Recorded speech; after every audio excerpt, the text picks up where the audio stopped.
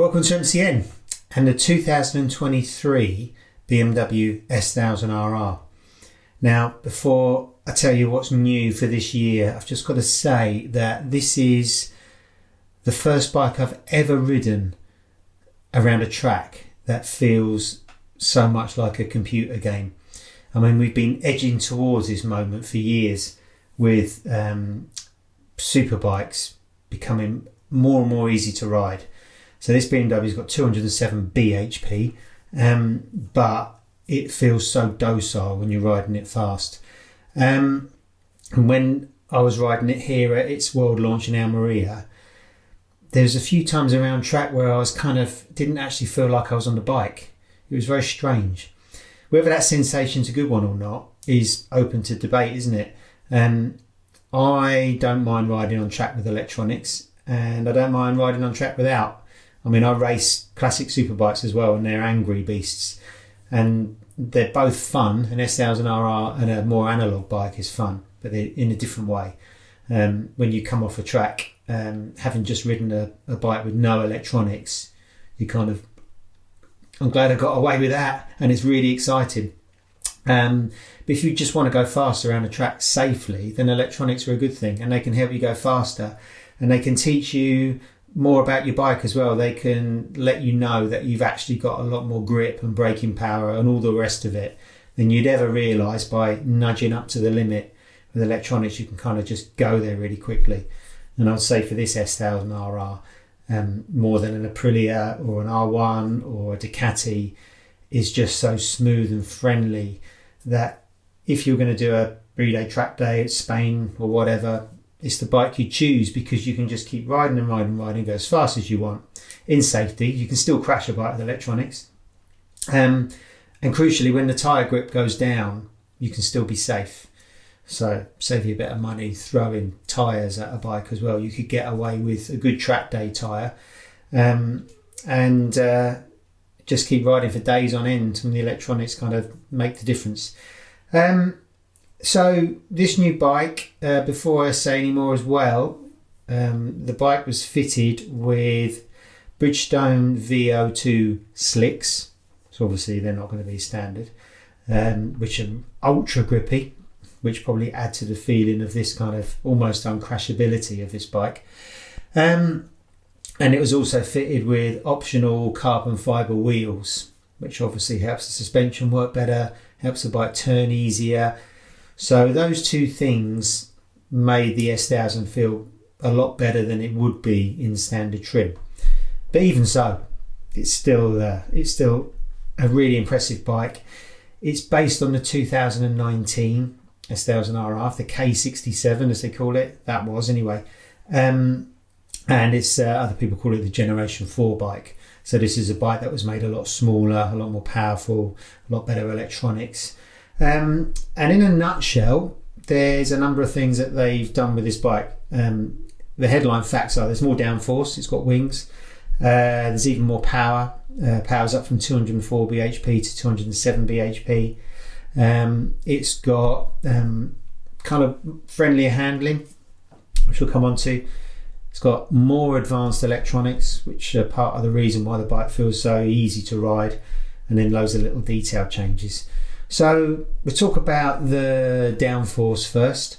There are wings fitted to the S1000RR for the first time. They were on the M1000RR, weren't they, a couple of years ago. And any superbike worth its salt now has to have wings. The effects of the wings aren't immediately obvious if you just ride this bike in isolation. But the wings are supposed to keep the front wheel down under hard acceleration, especially in the higher gears. They keep the bike more stable, high speed braking zones, and they push the front end into the ground when you're going through fast corners. There's no doubt they work, but there's a lot of other things on the BMW that help it help it accelerate smoother, help it brake easier, help it corner faster. So the wings are just sort of one tool in its kind of toolbox to help you get around the track easier. The anti-wheelie control, the way it's mapped, as well as the wings, help keep the front wheel on the ground. and all this electronics on the brakes, which I'll come to in a moment. But do the wings work? Undoubtedly, and they would sort of give you a percentage of safety and speed when you go around the track. So they're a good thing. The other thing the S1000RR's got in 2023 is a more powerful engine. So the cylinder head is taken off the M1000RR. So not only does it make a little bit more power, it's more revvy too. And not only does it make more power, the electronics have been refined as well. So you kind of get this feeling that I've felt before when I've been lucky enough to ride proper factory super bikes and MotoGP bikes. You get on these bikes expecting them to be real animals, but in the lower gears they're not, because the engineers map the bike so the rider's just got the power he needs. So you don't need traction control, you don't need wheelie control. And the latest generation Ducatis are mapped gear by gear. This isn't, but you've got quite soft power in the first few gears, even in the racy riding modes. So the power is really easy, and then as soon as you get your momentum, as soon as you get your speed, those electronics start to let go, and then just the bike is so fast. I mean, it's 207 bhp is just insane. It's a really quick bike, but in slow corners, coming out of corners, it's very, very controllable and very, very smooth. So then you've got the kind of improved handling. So BMW have cut some holes in the frame. Basically, there's 4 big cutouts, so they make the frame a little bit more flexy. So you've got more feel in the middle of the corner. Almeria's got lots of long hanging corners where you're just stuck in the corner for a long time, and the bike's got loads and loads of feel. It's also got Lazier steering geometry. The forks are kicked out, the wheelbase is longer, there's more trail, the offset's brought in slightly, and that kind of makes for a lazier steering bike and more stable. But they've also jacked the bike up a little bit to sort of give it back some of its agility. Almeria didn't take any effort to turn. It's not razor fast steering, but it's just really neutral, just rolls into corners beautifully. You can let go of the brakes as soon as you dare and just get into the corner and roll through. And that's another thing that makes this bike feel so good. It's not fighting you at all. As good as the new Ducati Panigales are now, and they are amazing, they're still a little bit angry, and you still got to put a lot of rider input into them. This is kind of quite close to the way an R1 feels. Very, very fluid, very smooth, very, very easy. The other thing that improves the handling is the adjustable engine braking control.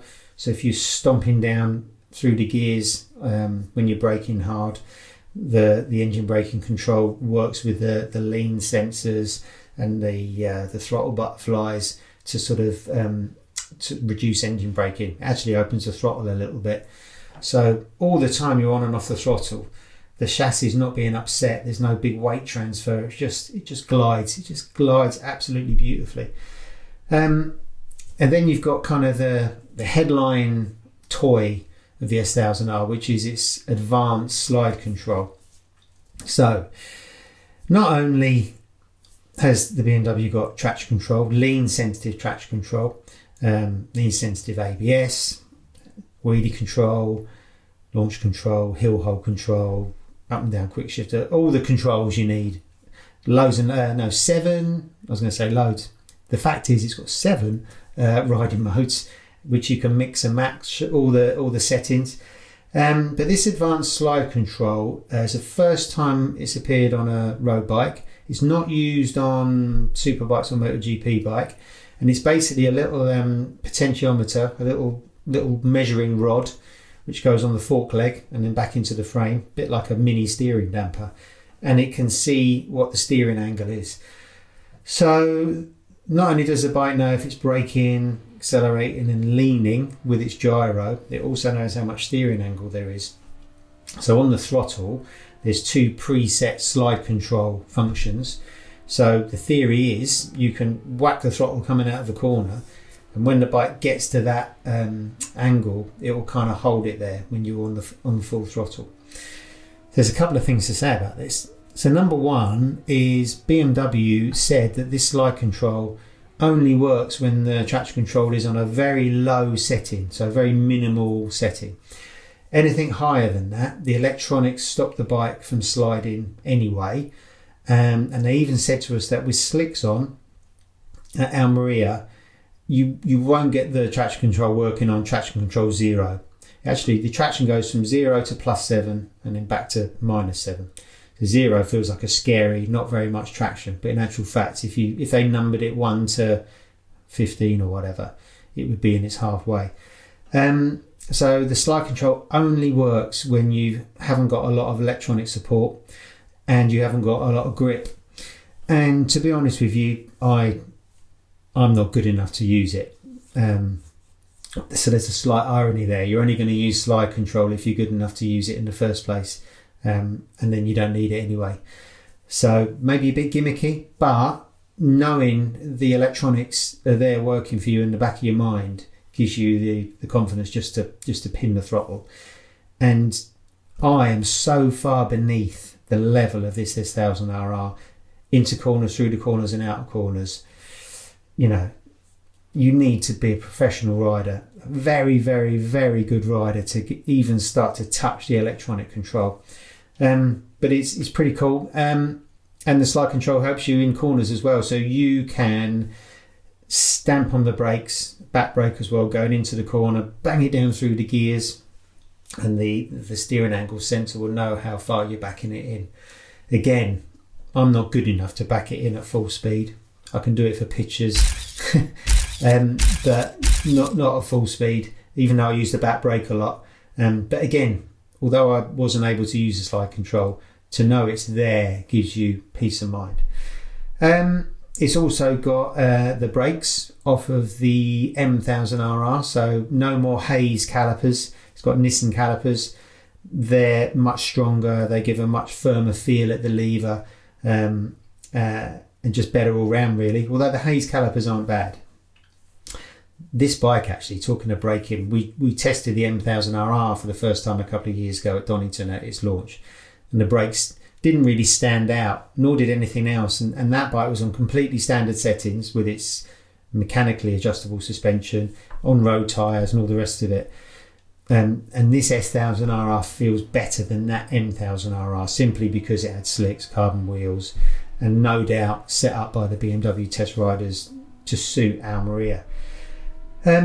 Other niceties the S1000RR gets for 2023 are: you've got a lightweight lithium battery, USB charging point, a new wiring loom for when you want to take the number plate holder off, and it's got a smaller number plate holder, captive wheel spacers, rear wheel spacers, to help you change the rear wheel easier, which is a godsend because when you're racing or doing track days, changing the back wheel, that can be a little bit finicky.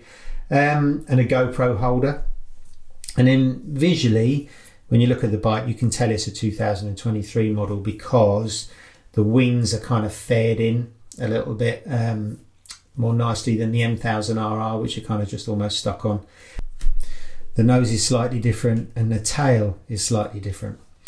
So the big question is, should you buy one? Well, in S1000RR Sport trim, which our test bike was, more or less, it's good value. It's cheaper than most of its rivals. There's a couple which are more expensive, so value wise it's kind of there in the ballpark. Our test bike had a load of extras thrown at it, which took it up to about 23-24 grand, so that starts making it a little bit salty.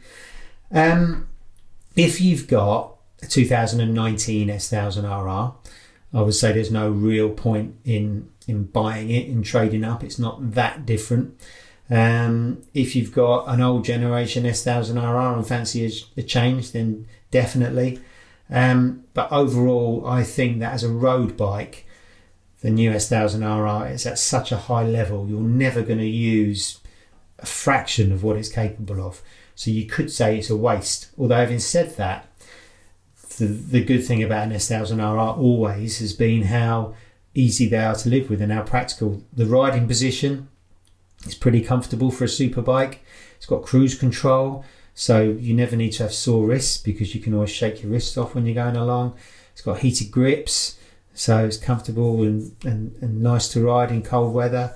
So, it does make a good road bike, and it's got a beautiful dash which you can link with your phone, and you can have sat nav on there. It's got everything. It looks beautiful as well. Maybe the engine hasn't got the character of a V4 or a cross-plane crank or a V-twin, but it's a great road bike. But really, this bike should be a bike you use for track days. That's where you're going to exploit all of its good stuff. And if you're one of these people that are in a fortunate enough position that can go to European track days in the winter, this is a brilliant bike. I'd choose this over a Panigale V4, even though the Panigale V4 is an amazing thing and looks better. I think the S1000RR flatters you more. You'd have a nicer time for a longer period of time. And even for UK track days, blast around Brands GP on this, it's a lot less effort to ride. As well as it being safer and faster, it's less effort as well. Maybe you haven't got the drama of a more analog bike, but my word, this new S1000RR is seriously good.